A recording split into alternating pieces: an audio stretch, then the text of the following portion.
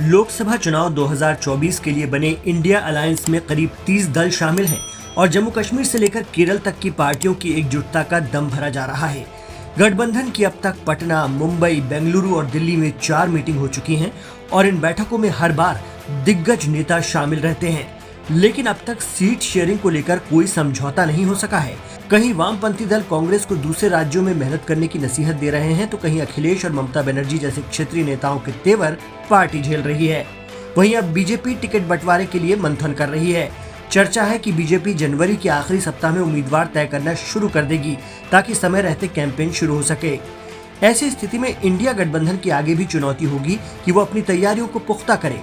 कांग्रेस को हाल ही में 3 हिंदी भाषी राज्यों में करारी हार झेलनी पड़ी थी, लेकिन इसके बाद भी इंडिया अलायंस देश के कुछ राज्यों में यदि समय रहते सीट बांट ले तो उसके लिए राह आसान हो सकती है। यही नहीं, बीजेपी के नेतृत्व वाले एनडीए को भी टाइट फाइट देने की स्थिति में आ सकता है। आइए जानते हैं वो कौन से राज्य हैं। दरअसल कर्नाटक, महाराष्ट्र, बिहार, बंगाल, तेलंगाना, तमिलनाडु और केरल, जहां भाजपा मुश्किल में है, इन राज्यों में कुल 234 सीटें हैं। यहाँ भाजपा अकेले बहुत मजबूत स्थिति में नहीं है। हालांकि 2019 के लोकसभा चुनाव में बीजेपी ने महाराष्ट्र और बिहार में गठबंधन में रहते हुए बड़ी जीत हासिल की थी। यूपी के बाद सबसे ज्यादा 48 सीटों वाले महाराष्ट्र में शिवसेना अब भाजपा से अलग है और 2 खेमों में बढ़ चुकी है। यदि उद्धव ठाकरे गुट को जनता का समर्थन मिला तो भाजपा के लिए मुश्किल होगी। वहीं बिहार में आरजेडी, जेडीयू और कांग्रेस का महागठबंधन 2015 के विधानसभा चुनाव जैसी चुनौती पेश कर सकता है। बंगाल में तो टीएमसी अपने दम पर ही मजबूत है और अगर उसे वाम दलों और कांग्रेस का समर्थन मिल गया तो भाजपा के लिए मुश्किल होगा। दक्षिण भारत में भाजपा के लिए ज्यादा कठिन चुनौती है।